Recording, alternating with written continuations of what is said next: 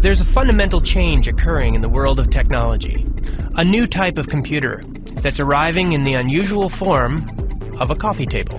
This past March, Microsoft invited Popular Mechanics to the company's Redmond, Washington campus for a first look at a top-secret project codenamed Milan.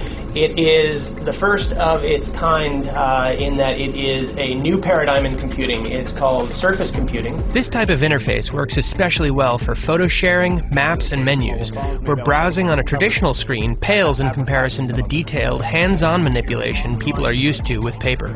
You can do things like organize your photos, drag them around and resize them, and play with them as if they were real photos, real printed photos. And here we even have a little video. Surface computing utilizes multi-touch technology, which is a multi-finger, multi-user interface that has been bouncing around the world of computer science since the 1980s. This is a multi-touch input device, and multi-touch, which generally means multi-point input devices, are about allowing more than one input to be processed at a time. NYU computer scientist Jeff Hahn builds huge multi-touch displays for corporate and military clients through his company, Perceptive Pixel. In fact, multi-touch is swiftly becoming the hot interface for electronic devices. Multi-touch, first of all, allows for direct manipulation. It means you're actually contacting not through an intermediary, but actually on the graphics itself. It's a direct manipulation interface.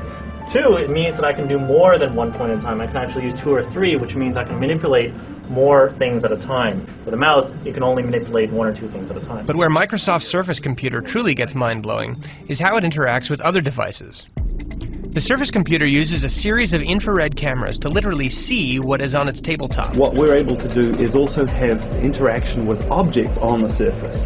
So when we place an object on the surface, the cameras can recognize what that object is and allow us to interact directly with that object that we've just placed on the surface. We see this as a whole new category, a complete new ecosystem for computers. Here we have a wireless camera, and a lot of wireless functionality is built into the Surface computing platform, and it's evolving into devices such as this camera. So here we're going to take a picture of my colleague Eric Sofji,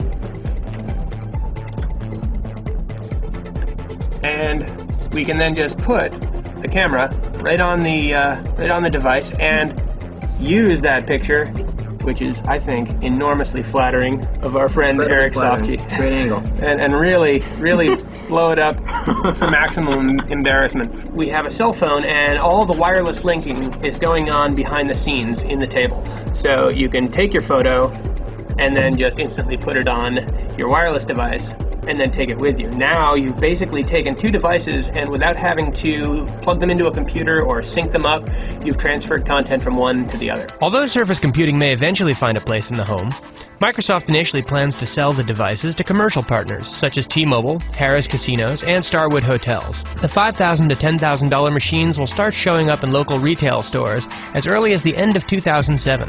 But where is all of this leading? Computer scientists see a near future of ubiquitous computing, where people are surrounded by intelligent surfaces. Maybe the surface of your kitchen table, or it can be in front of your television, and it can help you to control your television kind of as the ultimate unlosable remote control. Eventually, of course, this will trickle down, and I am very positive, and I firmly believe that this kind of thing will be in that near future where we have wallpaper displays in every hallway, every desk.